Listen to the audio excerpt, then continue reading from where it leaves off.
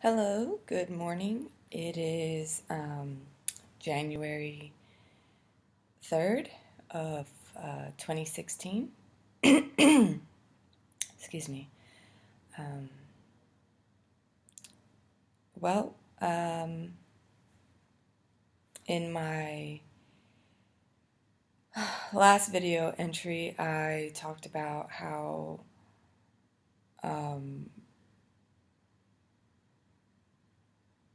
how hurt I was, how I called my best friend to basically crash on her couch, which I did, and it was just I was just so grateful that she was she was there in my time of need. She was there when I truly needed somebody. I needed help. I needed something. And like I said, I could have gone to my parents. I could have gone to so many other people, but I chose her and I called her and she rose to the occasion. She's my best friend. she she's helped me more times than I can count. And like I said, you definitely need someone in your life that's going to have your back. And she definitely does. Um, okay, so I ended up crashing on her couch for about 2 to 3 weeks after I left my fiance. Um, Now, when I left him, I was very sad and very heartbroken, and I felt like my world was, crumbling down. I felt like I was a failure. I couldn't make my relationship work. I couldn't carry my baby full term. But again, everything happens for a reason, so blessing in disguise. I was very hurt and angry for a long time. So at this point in time, where this story is I was living in San Diego during all of this. I currently live in Los Angeles now, but during that time, I was in San Diego when this was happening. San Diego, California. Excuse me. Um,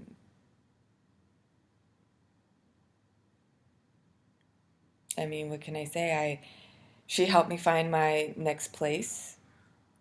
Um, she motivated me and pushed me in the right direction to being independent and being alone. And I wasn't ready necessarily for that, and I wasn't ready to accept it.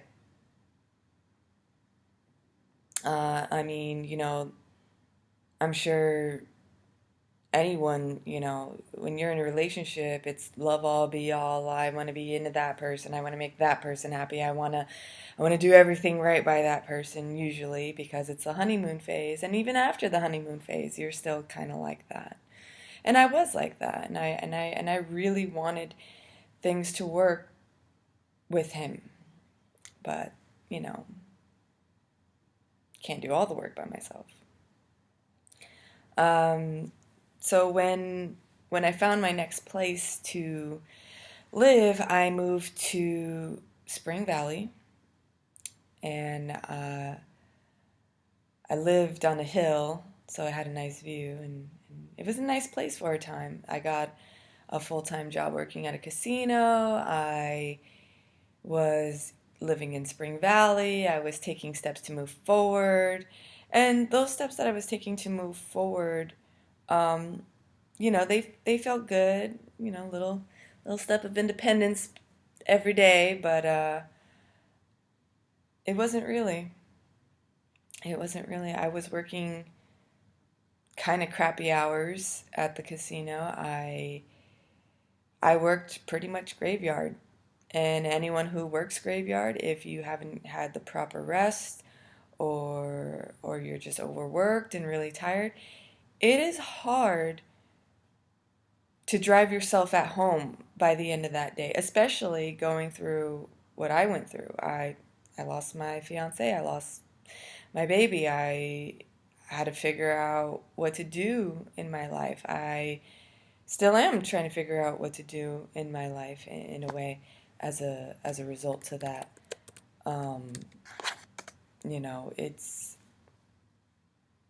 hard and it's challenging. Uh, but the more time I spent in San Diego, and the more time I would, drive around and see certain things, I would get triggered. I would look at things and be like, "Oh, we went there for our anniversary. Oh, I remember our first date there. Oh," like it was just so many things that we did together that just kind of rubbed salt in the wound. I To fill the void and the loneliness part, I found partners. Um, Not too long after. Um, I wouldn't necessarily say love all be all. They definitely filled the void of loneliness, and you know, it wasn't necessarily about sexual experience. It was to mainly have someone hold me at night. I didn't necessarily need the person to say everything's going to be okay. Um, I didn't want to hear anything really. I didn't want to hear reassurance. I didn't want to. Oh, excuse me. I didn't want to hear anything really from anyone. Um, I did work a lot. I did, see my best friend as much as I could. Um, I won't lie. I've even told her, during that time it was a little hard for me to see her and her family because it was somewhat of a reminder of something I lost. And it wasn't to put her down or to make her feel bad or anything like that. It was me just feeling very sad and very hurt. There would be times where I would hang out with her and just start crying for, well, not for no reason. There was a reason. Not having my baby, not having the person I, for the first time ever, just could see me spending the rest of my life with that person. Like I really did love him. I really did.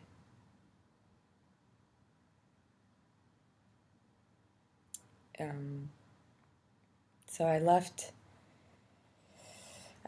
her place, found a place in Spring Valley, lived there for a while, and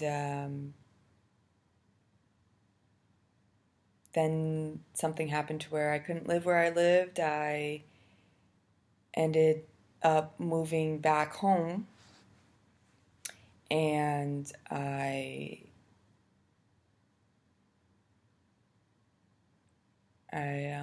lived with my dad. I lived with my parents for a while, and that was also me going out there and trying to fill a void that I didn't know how to go about. exactly. Like, I was lonely at night. I didn't want to necessarily be at home.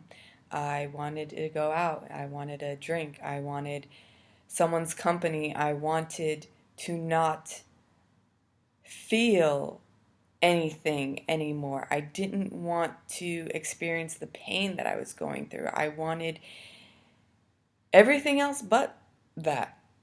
And I mean, any normal person would. Um, I I then later uh, moved out of my dad's place and then moved north to Los Angeles. And I'll leave you with that.